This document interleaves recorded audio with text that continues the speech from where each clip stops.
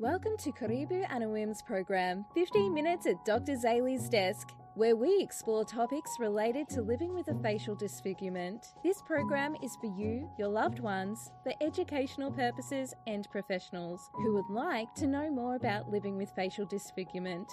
Our presenters have lived experience, research background, or work with people living with facial disfigurement. It's important to begin the conversation with terminology that society understands and is clear. We use the word disfigurement as it is the medical and legal terminology. We recognise you may identify with other words such as visible difference or with your own diagnosis. Let's see where the conversation goes. So pull up a seat, grab a cuppa, and let's chat around the table with Karibu Anawim's 15 Minutes at Dr. Zayli's Desk. Hi, I'm Dr. Zayli. I'm your host for this morning. Thank you very much for joining us. Last week, we looked at, this month of May, we're looking at parenting. And last week, we looked at parenting living with a facial disfigurement. And this week, we're looking at parenting with a child living with a facial disfigurement. So last week, it was kind of like me parenting a child, and then this week it is my mum parenting me. That's just, not just me, but I'm just using me as the example. So welcome to you all. I've got a few people. If you would like to leave a message or a comment, please do, because I can go up to the comments and I can read them. And we will get right into it. Hang on, I've got to get to my banners. And first of all, we're going to talk about acknowledging your feelings as a mum or as a parent. And we're going to talk about parent guilt. It's not your fault, regardless of whether or not your child you were involved in an accident that caused trauma to your child's face, such as is the case for me, or in the womb, something went wrong with a gene. That isn't your fault. Or you allowed, sometimes things happen to children who, we allow them to play, a sport or a game, and the accident happened, causing trauma to the face, and that isn't your fault either. So I would like to share with you that even though parent guilt is real, you are not to blame for your child's facial disfigurement or facial difference, okay? Whether or not it's you were in utero, or won't be something that you ate or anything like that. Next, we will talk about anger. Acknowledging your anger. Yes, you may feel anger. However, don't let it gobble you up in it. Don't let it overtake you. Don't let it go over you, because you and your child and your family deserve much better than just being consumed by anger and frustration. And yes, there are times when we can be frustrated and angry. And yes, it is unfair that your child is going to be, or maybe, or more than likely, going to be bullied at some point, or left out, or something like that. That is anger is an appropriate feeling to have, but please don't let it gobble you up. Denial is another one that needs to be talked about.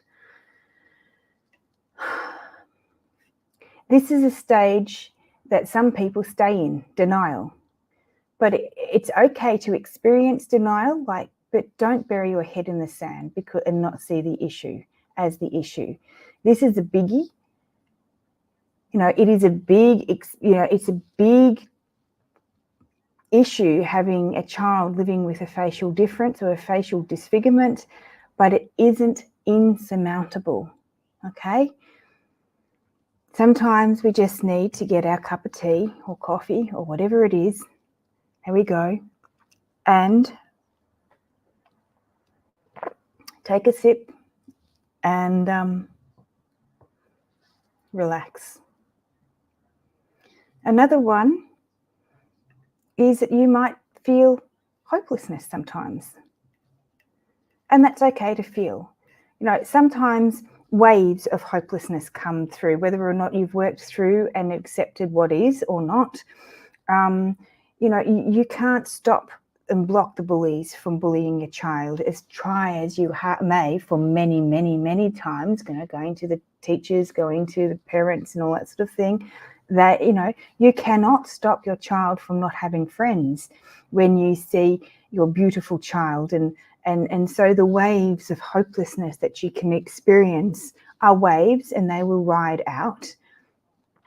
But you'll have them regardless of whether or not your child is 2, 16 or 33.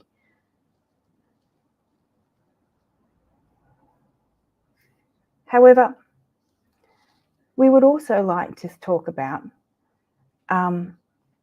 acknowledging and building up resilience within yourself and your family. This ain't going to stop us from doing anything. Building resilience comes from acknowledging and addressing and being proactive. A little side note here is that everyone looks to the parents and caregivers for their cues in how to deal with your child's disfigurement. Let me say that again. A side note is that everyone will look at some point in time, whether or not it's your extended family, whether or not it's the school, whether or not it's work colleagues, for their cues in how to deal with your child's facial disfigurement from the parents.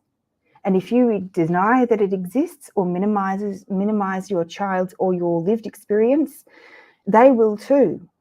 So please just have a check to see what you're modeling, because that will affect, you know, the ripple effect will come out, and it will be a ripple effect on how you see your child, how others see your child, and how ultimately your child will see themselves.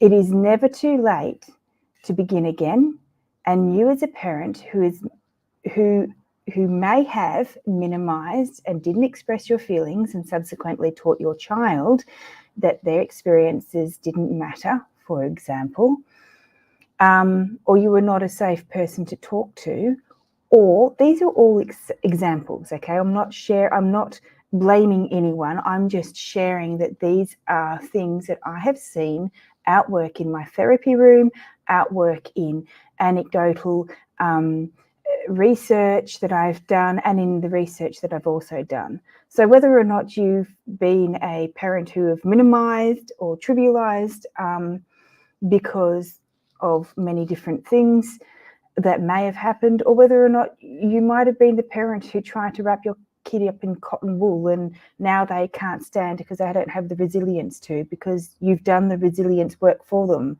and now they're going from one thing to another thing to another thing that causes, you know, the hopelessness and the helplessness to come in. And it's never too late to acknowledge your faults or what you didn't know, what you were supposed to be doing, if they're adults or teens, and apologize and ask for forgiveness, first for yourself and of yourself, and then of your child.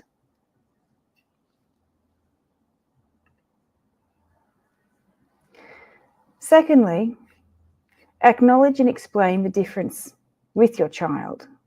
This step can be very tricky, and maybe you're waiting to see if your child asks first before explaining and pointing out their differences. And sometimes that works, and sometimes that's a good plan.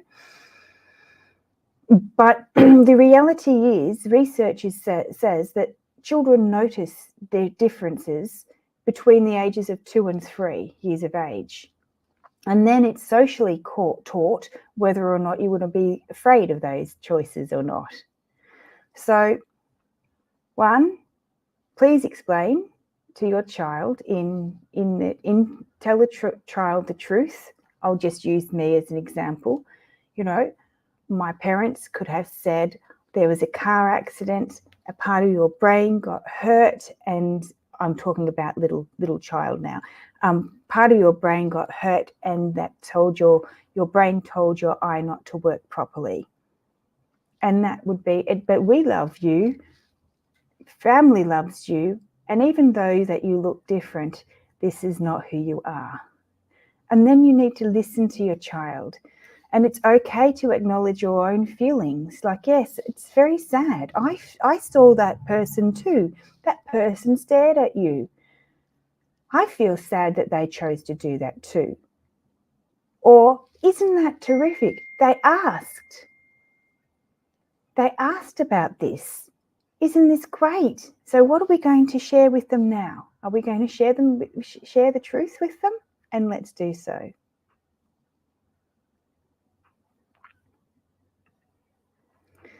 And finally, we need to seek help. Parents require help and support from other parents who live with, who are going through the same experiences. This is why I run a third nerve palsy support group on Facebook. I know it's a bit of an old platform these days, and Instagram is I don't know what else is eaten a bit these days, but that's where I run it, Facebook. And, children often require help and support too. And so when people come to me and see that of children, I see parents and then a child and then the parent again, sort of like a sandwich effect. So therefore, I'm helping the parent, help the child, and help the child, help the parent, and we all have a helpful and share our experiences. And one of the last things that I'd like to say today as we're coming up to an end is remember that it's okay not to be okay, but don't stay that way. Otherwise, we train our brain to be that way, and then we have the hard work of undoing the learned behavior, even though, healing is very messy. It's messy. People think that, oh yes, I'll go to therapy and I won't have to do the work. I'll just do the work in the session and I'll come out a brand new person. But that's not how it works. Sorry, it works. We get into our mess incrementally, and then we have to be living in our mess, and then we have to learn what our mess is, sort through our mess, learn what our goal is, and then incrementally step towards it. And sometimes we take a little bit of sometimes it takes there's a little bit of a slide back down, and then we need to incrementally go up, and therefore we need support. So grab 10 minutes with a cuppa. I'm going to have another sip. Pour out your heart to a listening, non-judgmental friend. Acknowledge your feelings, and then discipline yourself to think about something else. Yes, the word discipline. Discipline is just like going to the gym. You have to discipline yourself to go to the gym. You have to discipline yourself to do the diet. You have to discipline yourself. And for those who love to learn and be at uni, it's like disciplining yourself to complete the essay before you go out and play. And lastly, remember to practice some self-care.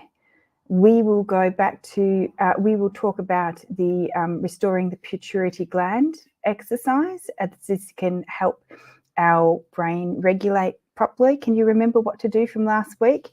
We put our 3 fingers, one on this side of our, my hands are feeling sad. One in the middle of our nose up the top, and one either, and the 3 fingers, find the notch at the back of your neck, where your head meets your skull. There's a nice little notch, and then you bring your hands up to the sky as you breathe in through your nose. You ready? We should do this about 2 or 3 times, and then we should feel a complete relax over our bodies. And this is resetting our pituitary gland in our brain. You ready? Ready, set, Go. And out. And in. And out. And in. And out. And then release, and then you can feel it. I can just feel it just going all over my body and going, oh, and I just want to just relax. And that is a good one to try and reset your brain just before you go to sleep. And other things that you can do for self-care are things like, exercising, speaking to someone, going out and getting support. Next week, we will talk about, what about the other family members? What about the brothers and sisters and cousins? What do we do about them? Because they live within the family as well, whether or not you are parenting living with a facial disfigurement, or whether or not you were the child living with a facial disfigurement and you're parenting a child living with a facial disfigurement. Everyone is affected in the family. Whether or not you're parenting living with it or you are parenting a child living with facial difference.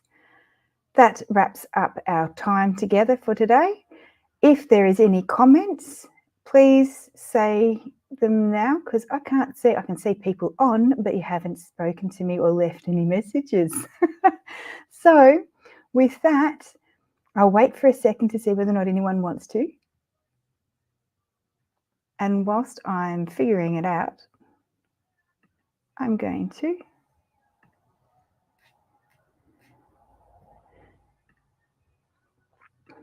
say thank you for listening, and I bid you adieu till next week.